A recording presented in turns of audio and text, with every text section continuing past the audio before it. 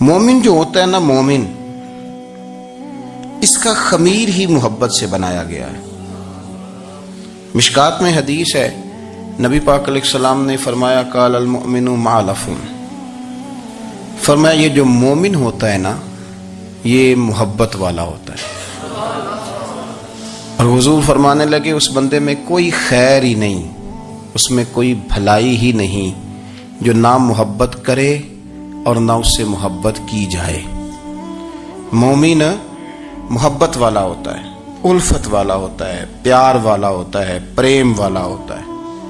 وہ بندے میں بھلائی نہیں جو نہ پیار کرے اور نہ کوئی اس سے پیار کیا جائے۔ محبت کا فروغ حسن ہے دین کا۔ آپ دیکھیں نا، نبی پاک صلی اللہ علیہ وسلم نے صحابہ کے بارے میں فرمایا کہ میرے صحابہ سے اس لیے محبت کرو کہ یہ میرے صحابہ ہیں۔ اہل بیت نبوت کا معاملہ آیا تو نبی پاک صلی اللہ تعالی علیہ وسلم نے اپنے اہل بیت نبوت کو چادر کے نیچے چھپا کے اور پھر ہاتھ اٹھا کے کہا، اے اللہ یہ میرے اہل بیت ہیں، میں ان سے محبت کرتا ہوں، تو بھی ان سے محبت فرمانا۔ آپ ذرا غور کریں کہ یہ محبت کہاں کہاں پہنچتی ہے، اللہ سے، اللہ کے رسول سے، حضور کے صحابہ سے، بات اہل بیت تک آئی تو کہا ہے اللہ میں ان سے محبت کرتا ہوں، تو بھی ان سے محبت فرما، اور میرے مالک جو ان سے محبت کرے تو ان سب سے بھی محبت فرما۔ فروغ محبت، اشاعت محبت، تبلیغ محبت بڑا ضروری کام ہے۔ لیکن ایک تو یہ تھی کہ دین کے معاملے میں محبتیں جو شرعی محبتیں کہلاتی ہیں، اور ایک ہیں ہماری طبعی محبتیں۔ حضور صلی اللہ علیہ وسلم نے ہمیں حکم دیا ہے، فرمایا اپنی بیوی سے بغض نہ رکھنا۔ اس کا معنی یہ ہوا کہ کچھ لوگ ایسے ہیں جو بیوی کا بغض بھی پال لیتے ہیں۔ مقابلہ ہو رہا ہوتا ہے میاں بیوی کا، بحث ہو رہی ہوتی ہے، ایک دوسرے کے خلاف دلائل جمع ہو رہے ہوتے ہیں، ایک جنگ مچی ہوتی ہے۔ فرمایا اس سے بغض نہ رکھنا، کوئی عادت نہ پسند ہو تو وہ عادت دیکھ لینا جو تمہیں پسند ہے، عداوت نہ پیدا کرنا۔ ہاں دین اظہار بیزاری کا حکم دیتا ہے، پر ان کے ساتھ جو رب رسول کے دشمن ہیں۔ باقی فروغ محبت میں اپنا کردار ادا کرو۔ دیکھیں نا حضور صلی اللہ علیہ وسلم نے فرمایا جس نے محبت کے ساتھ ماں باپ کا چہرہ دیکھا اللہ اسے کامل حج کا ثواب عطا کرے گا۔ لیکن حدیث میں جو حضور نے شرط لگائی اس شرط کا خیال رکھنا ہے۔ کس طرح چہرہ دیکھنا ہے؟ فرمایا ماں باپ کا چہرہ دیکھو۔ کس طرح؟ اچھا یہ حدیث بتاتی ہے کہ کچھ لوگ ایسے ہیں جو چہرہ دیکھتے ہیں پر محبت سے نہیں دیکھتے۔ ابا جی کی کچھ باتیں کڑوی بھی لگتی ہیں نا، تو کئی دفعہ کچھ بچے چہرہ دیکھتے ہیں پر محبت سے نہیں دیکھتے، تو حضور نے فرمایا تو محبت سے چہرہ دیکھ، تیرے رسول کا وعدہ ہے رب مقبول حج کا ثواب دے گا۔ صحابی عرض کرنے لگے یا رسول اللہ صلی اللہ علیہ وسلم اگر میں 2 دفعہ دیکھوں؟ تو حضور نے فرمایا 2 حج کا ثواب۔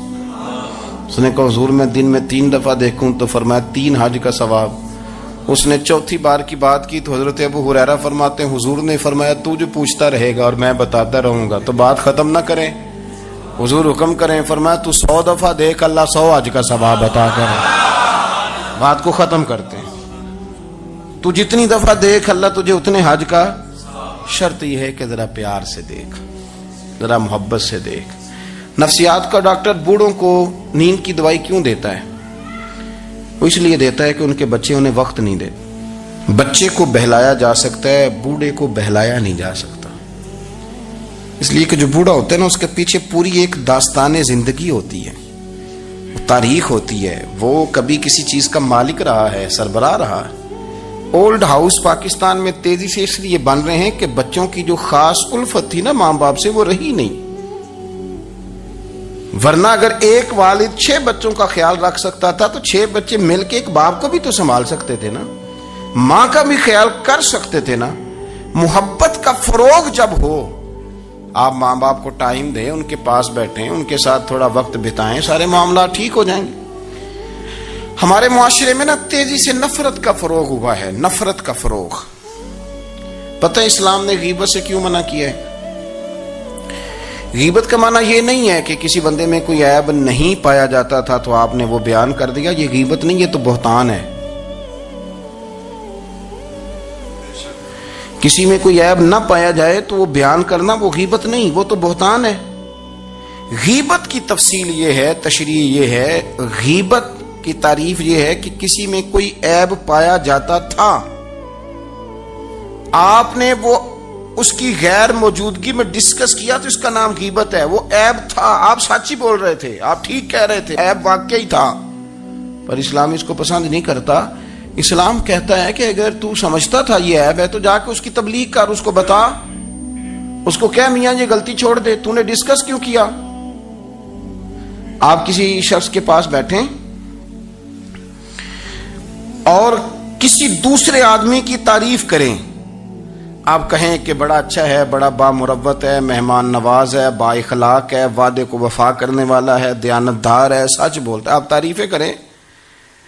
آپ کسی کے سامنے تعریف کریں گے نا تو بندہ کہے گا یار کسی دن ملاقات تو کرا، اور جب وہ ملے گا تو اس کی آنکھوں کے اندر ایک خاص کشش ہوگی، پیار ہوگا، ملنے کو جی چاہے گا، ایک خاص راحت ہوگی۔ یہ کب ہوگا؟ جب آپ نے کسی کی تعریف کر دی۔ لیکن اگر آپ کسی کی غیبت کریں گے، کسی کے بارے میں کہیں گے بڑا غلط ہے جی، لوٹ لیتا ہے جی، چور ہے جی، فاسق ہے جی، تو بندہ اگر کبھی مل بھی گیا تو اس سے سلام لینے کو دل۔ ہم نے پتہ کیا کیا ہے؟ تیزی کے ساتھ فروغ پایا ہے ہمارے ہاں نفرت کا ماحول، تیزی کے ساتھ فروغ پایا ہے ہم نے نا، تیزی سے۔ آپ کھول لیں، کوئی یوٹیوب کھول لیں، کوئی ایسا چینل کھول لیں، بس لڑائی ہے، فلانا فلانے سے لڑ رہا ہے، فلانا۔ مذہبی لوگوں کی میں منت کرتا ہوں کہ خدا را دین کو اس طرح کا ماحول تو نہ آپ دیں کہ لوگ کہیں کہ ان میں کوئی شیطان ہی نہیں، فلانا فلانے کا جواب دے رہا ہے، فلانا فلانے کا، اور بازاری زبان استعمال کی جا رہی ہے۔ اور ٹھیک ہے، مسلمات جو طے تھے لوگوں نے تو ان کو بھی چھیڑنا شروع کر دیے، اور تضحیق کی جاتی ہے، لفظ اس طرح کے اختیار کیے جاتے ہیں جو ویسے ہی وزادار آدمی بولنا پسند نہیں کرتے۔ کیا آپ اپنی شکل دکھا رہے ہیں کفر کو کہ یہاں نفرت ہی نفرت ہے، اور وہ باتیں جن کو بالکل چھیڑنا نہیں چاہیے تھا ان پر بھی آپ کلام کرتے ہیں۔ آپ نے کوئی چیز نہیں چھوڑی، اس پر آپ نے بحث نہ کی ہو، الجھایا نہ ہو، میلہ لگا دیا، اللہ جانے کوئی کیا بول رہا ہے۔ دعوت دین کون دے گا؟ پیغام حق کون سنائے گا؟ فلانا فلانے کا جواب دے رہا ہے، اور پھر وہ دوسرے کا جواب دے رہا ہے، تیسرا تیسرے پہ تبصرہ کر رہا ہے، چوتھا پانچویں پہ تبصرہ کر رہا ہے۔ یہ کب تک بات ایسے چلے؟ یہی حال سیاسی لوگوں کا ہے۔ میرے ملک کا جو نوجوان اب بڑا ہو رہا ہے نا، میں بڑی ذمہ داری سے بتا رہا ہوں، وہ جیسے ہی بڑا ہوتا ہے تو وہ سمجھتا ہے میں ڈاکوؤں کے ملک میں پیدا ہوا ہوں، وہ سمجھتا ہے یہ شاید چوروں کی دھرتی ہے، وہ سمجھتا ہے شاید یہاں سب دھوکے باز ہیں۔ ہم اس طرح سے نچوڑ کے لوگوں کے دلوں میں نفرت بھری ہے، نچوڑ کے کہ لوگ سمجھنے لگے ہیں اس ملک میں تو کوئی بندہ دیانتدار ہے ہی نہیں، کوئی بندہ اچھا ہے ہی نہیں، کوئی بندہ نیک ہے ہی نہیں۔ مذاق اڑاتے صاحب میرے پاس آئے ہوئے تھے، کہنے لگے پیر صاحب 11 سال ہو گئے پولیس کی نوکری کرتا ہوں، 1 روپیہ رشوت نہیں لی۔ وہ چلا گیا، میں نے اسے تھپکی دی تو وہ نکلا ہے، تو ایک بندہ کہنے لگا سب انہیں جو ہوتے نہیں نہ سکتا۔ میں نے کہا یار تو منشی ہے اللہ کی رحمت کا، یہ میرے رسول اللہ کا دین ہے اور قیامت تک لوگ اس پر عمل کریں گے۔ اس نے 11 سال کہا، وہ 40 سال بھی کہتا تو میں ماننے کو تیار ہوں۔ کیوں کچھی باتیں کرتے ہیں؟ آپ نے تو تباہی کر دی، کوئی بندہ ٹھیک نہیں بچا۔ ایسے میلہ لگا ہوا ہے، اس دھرتی کو آپ برا کہتے ہیں، اس کو چوروں کی اور ڈکیت کی اور فرار لوگوں کی آپ دھرتی کہتے ہیں۔ یہ وہ دھرتی ہے جس نے داتا گنج بخش علی حجویری جیسے لوگ رکھے ہوئے ہیں، یہ وہ دھرتی ہے جہاں بابا فرید جیسے لوگ بستے ہیں۔ کیا بات کرتے ہیں صاحب، یہ اتنے بزرگ ترین لوگ یہاں بستے ہیں اور آپ کیا بات کرتے ہیں؟ اور دیکھیں میں بالکل ہی غیر سیاسی اور غیر جانبدار رہتا ہوں ملکی معاملات میں، لیکن جس شخص نے پاکستان کو ایٹمی قوت بنانے کے لیے، اب تو بڑی عمارت ہو گئی ہے، غربت میں جس بندے نے کام شروع کیا تھا کہ ایٹمی طاقت بن جائے، اس نے کوئی کام کیا کہ نہیں کیا؟ آپ کو پاورفل بنایا کہ نہیں بنایا؟ کبھی تبصرہ ہوتا ہے اس پر بھی؟ ہمیں لاکھ اختلاف صحیح، ہم بھی بات کرتے ہیں مخالفت میں، لیکن تباہی نہیں اتار دی ہم نے، توہین کر کر کے، نفرت پھیلا پھیلا کے۔ اس سے پہلے جو حکومت گئی شاید اس کا سب سے بڑا مخالف میں ہوں، لیکن ایسا نہیں ہے کہ انہوں نے کوئی کام بھی ایسا نہیں جو اچھا نہ کیا ہو، ایسا نہیں ہے۔ میں ملک بھر میں سفر کرتا رہتا ہوں، میں دیکھتا ہوں بہت ساری جگہیں ایسی ہیں، بہت سارے دیہات ایسے ہیں جس میں بڑے بڑے شاندار روڈ بنائے گئے، کام کیا گیا، ان کی 99 خامیاں اپنی جگہ پر، خوبی کا بھی تو ذکر کریں۔ یہی حال اس گورنمنٹ کا ہو رہا ہے، لاٹھ لے کے لوگ ہیں، یہ بھی گندا وہ بھی گندا۔ آپ کس طرح کی بات کر رہے ہیں؟ آپ نے تو ملک کو یہ نام دے دیا ہے کہ یہاں کوئی اچھا انسان بستا ہی نہیں، مولوی ہیں تو سارے برے ہیں، پیر ہیں تو سارے برے ہیں۔ کیا بات کرتے ہیں صاحب؟ یہ میرے رسول اللہ کی قوم ہے، یہ نبی پاک کی امت ہے، اور حضور نے فرمایا میری امت کبھی گمراہی پر جمع نہیں ہوگی۔ یہ نہیں ہو سکتا سارے لوگ ہی غلط ہو جائیں، لیکن ہم نے تباہی اتار دی۔ جس کے ہاتھ میں سپیکر آتا ہے وہ سب کی پگڑیاں اچھالنا ضروری سمجھتا ہے، جس کے ہاتھ میں قلم آتا ہے وہ کہتا چونکہ میں لکھ رہا ہوں تو میں اکیلا ٹھیک ہوں، باقی سارے غلط ہیں۔ محبت کو فروغ دیں، پیار کریں، اخوت کا رنگ دیکھیں۔ حاتم تائی کی بیٹی مجرم بن کے آئی تھی، مجرم بن کے کلمہ نہیں پڑھتی تھی، اور اس کو سامنے کھڑے کر کے میرے نبی پاک نے فرمایا تیرا باپ کلمہ نہیں پڑھتا تھا پر اس میں عادتیں اچھی پائی جاتی تھی، اس کی صفات ٹھیک تھیں۔ یعنی حضور تعریف کر رہے ہیں، نبی پاک تعریف، اور ہماری زبان گونگ ہو جاتی ہے تعریف کی دفعہ۔ ہم تو جو میری بات مان گیا وہ بندہ ٹھیک ہے، اور جس نے میری بات نہیں مانی وہ بندہ درست، یہ گونگ ہو جاتا ہے ہمارا مزاج۔ اپنی زندگی میں اچھے الفاظ ادا کریں، اولیاء اللہ کے بارے میں، ان لوگوں کے بارے میں جو مسلمہ بزرگ ہیں، ہمارے امت کے مسلمہ بزرگ ہیں، ان کے بارے میں ہم ایسی کمزور باتیں کرتے ہیں جن کا سرے سے کوئی وجود نہیں، سرے سے کوئی داستان نہیں ان لوگوں کی۔ تو یاد رکھیں میرے عزیز، میرے رسول کریم صلی اللہ تعالی علیہ وآلہ وسلم نے جو ہمیں دین دیا وہ محبت والا دین ہے، وہ پیار والا دین ہے، وہ اخوت والا دین ہے۔ اس میں پیار کریں گے، پیار آگے لے کے جائیں گے، پیار کو فروغ دیں گے۔ سنیں حدیث میرے نبی پاک علیہ السلام نے فرمایا قیامت کے دن رب کریم فرمائے گا کہاں ہیں وہ لوگ؟ منادی اعلان کرے گا میدان محشر میں، کوئی آدمی اعلان کر وہ کہاں ہیں لوگ؟ اور تو کس کو ڈھونڈ رہا ہے؟ فرمایا مجھے رب نے بھیجا ہے کہ وہ بندے ڈھونڈ کے لاؤ جو دنیا میں میری رضا کے لیے ایک دوسرے سے محبت کیا کرتے، وہ بندے ڈھونڈ کے لاؤ۔ بندے ڈھونڈے جائیں گے۔ یا رسول اللہ رب ان کا کیا کرے گا؟ تو نبی کریم صلی اللہ علیہ وسلم فرمانے لگے رب فرمائے گا تم دنیا میں میری رضا کے لیے ایک دوسرے سے پیار کرتے تھے، آج میرے عرش کے سائے کے علاوہ سایہ کوئی نہیں، آج میں تمہیں اپنے عرش کے سائے میں جگہ عطا کروں گا۔ میری رضا کے لیے پیار کیا تم نے، میری رضا کے لیے محبت۔ خدا را تھوڑا تھوڑا لوگوں سے پیار شروع کریں۔ آپ یقین کریں وہ پولیس والے سے آپ کہیں نا کہ تو اپنا رویہ ٹھیک کر، تو کہتے تو انہیں پتہ نہیں بندے کس طرح دا ساڑھنا سلوک کرتے ہیں۔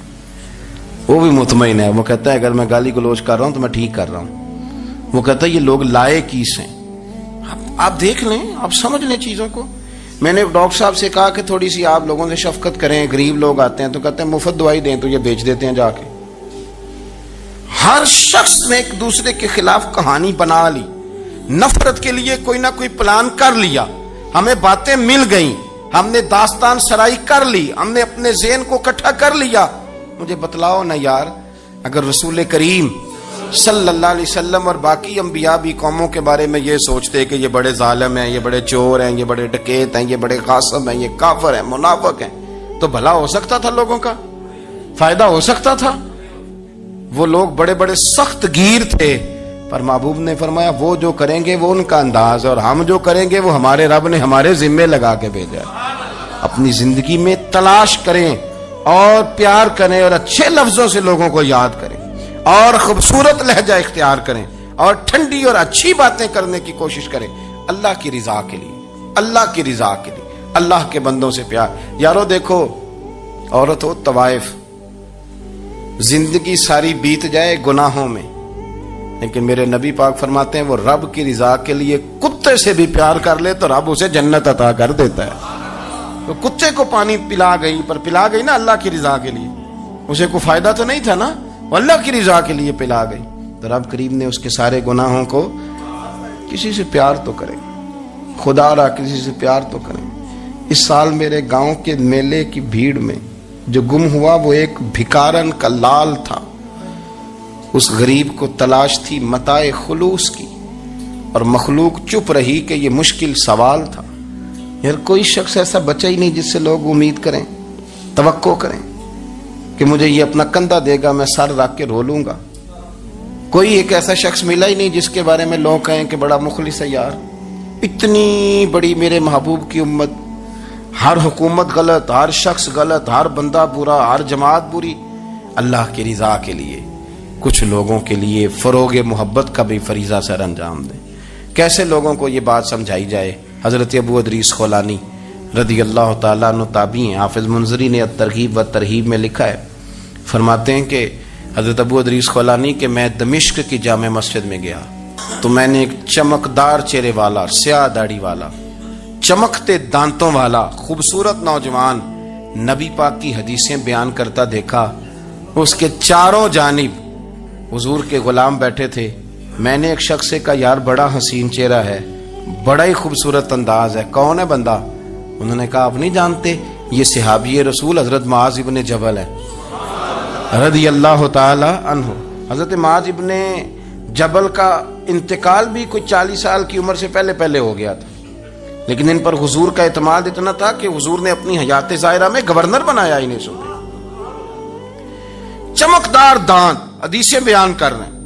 حضرت ابو ادریس خولانی رضی اللہ تعالیٰ عنہ کہتے ہیں رش بڑا تھا، میرے دل میں خواہش ہوئی کہ آج تو لوگ زیادہ ہیں، کل آؤں گا ملاقات کروں گا۔ کہتے ہیں اگلے دن میں اپنی طرف سے سب سے پہلے گیا، پر حضرت معاذ ابن جبل تو مجھ سے پہلے مسجد میں موجود تھے اور وہ نفل پڑھ رہے تھے، اللہ اللہ کر رہے تھے۔ تو میں نے ان کے ساتھ سلام لی، فرمانے لگے کیسے آئے ہو؟ تو میں نے کہا حضور کل آپ کو دیکھا ہے، آپ کی باتیں سنی ہیں، تو گویا آپ کا تو چہرہ ساری رات میری آنکھوں کے سامنے رہا ہے، تو میں تو سویرے زیارت کی غرض سے حاضر ہوا ہوں۔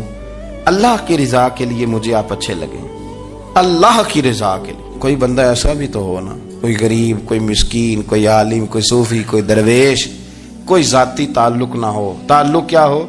اللہ کے لیے۔ آپ مجھے اچھے لگے۔ حضرت سیدنا معاذ ابن جبل فرمانے لگے واقعی ایسا ہی ہے؟ عرض کی حضور بالکل ایسا ہی ہے۔ تو فرماتے میں نے چادر لی ہوئی تھی، حضرت معاذ ابن جبل نے میری چادر کو پکڑ کے کھینچا، فرمایا پکی بات کر یار۔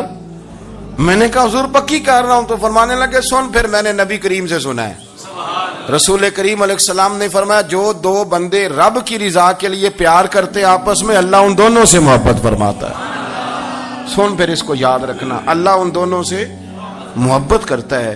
حضرت ابو ادریس خولانی سے کوئی پوچھتا تھا نا کہ دنیا میں جانا ہے تو سرمایہ کیا ہے، تو فرماتے تھے یہ جو میں نے چادر لی ہوئی ہے نا، اس چادر کے اندر میرا وجود ہے اور وجود کے اندر میرا دل ہے اور دل کے اندر میں نے حضرت معاذ ابن جبل کو رکھا ہوا ہے، میں نے وہاں ان کا ٹھکانہ بنایا ہوا ہے، وہاں ان کا ٹھکانہ ہے۔ یہ دوڑی نکتہ چی ہے، کہیں چھپ کے بیٹھ جا، اور جس دل میں تو مکی ہے وہیں چھپ کے بیٹھ جا۔ اقبال کہتے ہیں جس دل میں تو مکی ہے وہیں چھپ کے بیٹھ جا۔ دوستو رسول اللہ صلی اللہ علیہ وسلم کے غلاموں نے مالک کی رضا کے لیے لوگوں سے پیار، فروغ محبت میں کردار ادا کیا، اور بہترین کردار۔ آپ اپنی زندگی میں کچھ چیزیں ایسی بنائیں جن میں فقط اللہ کی رضا کے لیے محبت، خالق کی رضا کے لیے پیار، خالق کی رضا۔ آپ یقین کریں اگر تھوڑا تھوڑا کر کے ہم اس محبت کو فروغ دیں نا اپنے دلوں میں، تو بہت سارے بادل چھٹیں گے۔ ہم نے نا وہ تیزی سے دولت کو، لالچ کو، میں اکثر کہتا ہوں کہ میاں بیوی کا جو رشتہ ہوتا ہے نا، اس کو اللہ پاک نے نا قرآن پاک میں اپنی نشانیوں میں سے ایک نشانی قرار دیا ہے۔ ان دونوں کی وجہ سے گھر چلنا ہے، بچوں کی پرورش ہونی ہے، نظام زندگی۔ آپ گھر سکون کے لیے جاتے ہیں، اطمینان کے لیے۔ آپ اپنے گھر کے اندر جیسے بھی ہوں، آپ کہتے ہیں یہاں مجھے کوئی پریشانی، یہ میرا اپنا بیڈ ہے، اپنا بستر ہے۔ لیکن اگر اسی رشتے میں جب آپ بیج بوئیں تو سب سے پہلے دولت کا بوئیں۔ اگر لڑکے والے یہ لالچ کرتے ہیں نا لڑکی کیا لے کے آئے گی، تو لڑکی والوں کا بھی لالچ ہوتا ہے کہ لڑکا کماتا کیا ہے، ان کو بھی پتا ہوتا ہے کہ کتنے پیسے لاتا ہے، کیا کمائی ہے، کتنا کچھ جھاڑو پھیر لیتا ہے۔ آپ نے جب بنیاد یہ رکھی، مجھے دیانتداری سے بتانا کہ پورا نیک ہو، پورا شریف ہو، پورا پرہیزگار ہو، لیکن دولت صحیح نہ کماتا ہو تو رشتہ آسانی سے ہو جاتا ہے۔ وہ بس سارا کچھ ٹھیک ہے، صرف کمائی تھوڑی سی کم ہے، وہ مشکل سے گزارا ہوگا. وہ کہتے ہیں نہیں جی نہیں، بھوکے تو نہیں نہ مرنا. کیوں؟ ہم نے اس کے اندر جب دولت کو شامل کر لیا، آ گئی دولت، تب جس رشتے کی بنیاد ہی دولت پہ ہوگی وہاں آپ وفا تلاش کریں گے، وہاں آپ خلوص تلاش کریں گے، وہاں ہم للہیت تلاش کریں گے. اللہ کرے ہو جائے، لیکن وہ ہمارے مائنڈ سیٹ میں یہ بات ہوتی ہے کہ یہ جو معاملہ ہے یہ گڑبڑ ہے. اگر رضا الہی مقصود ہو، اگر اللہ کی رضا مقصود ہو. حضرت فاطمہ بنت قیس ایک صحابیہ تھیں، انہیں طلاق ہو گئی. ان کے لیے 2 رشتے آئے. ایک حضرت عبد الرحمن ابن عوف کا مالدار ترین آدمی تھے، اور ایک حضور کے غلام تھے، وہ بڑے غریب تھے، مسکین تھے. ان کے والدین کی خواہش تھی کہ عبد الرحمن ابن عوف سے شادی ہو جائے، وہ بھی تو بڑے نیک ہیں، پارسا ہیں، عشرہ مبشرہ ہیں. حضرت فاطمہ بنت قیس نے کسی بندے کی ڈیوٹی لگائی، کہنے لگی پتہ کرو نبی پاک کی رضا کیا ہے، حضور کی رضا کدھر ہے. تو پتہ چلا حضور کی خواہش غریب کی طرف ہے. تو وہ خاتون اپنے ماں باپ کو کہنے لگی میرا نا اس غریب سے رشتہ کرا دو. انہوں نے کہا پتر، بیٹیوں کے بارے میں ماں باپ بڑے احساس ہوتے ہیں، ہم چاہتے ہیں کہ عبد الرحمن ابن عوف مالدار ہے تو وہ بھی تو نیک ہے نا، حضور نے دنیا میں جنت کی بشارت دی اور ان کا بڑا اعزاز ہے، حضور نے ان کے پیچھے نماز پڑھی، بڑا مرتبہ بڑا مقام والا صحابی ہے، وہ تو غریب آدمی ہے. اور پھر حضور نے حکم تو نہیں نہ دیا، خواہش کا اظہار کیا ہے. اس بی بی کے جملے بڑے شاندار ہیں. کہنے لگی آپ مجھے اللہ کی رضا کے لیے نا میرے نبی کے حوالے کر دیں، مجھے امید ہے اللہ رسول مجھے کبھی ضائع نہیں فرمائیں گے، مجھے حوالے کریں رسول کائنات. چھوڑیں کو ضروری ہے دنیا داری ہر طرف دیکھنا، کہیں کوئی کام ایسا بھی تو ہو نا جو محبت کے زور پہ ہو، جو محبت کے لیے ہو.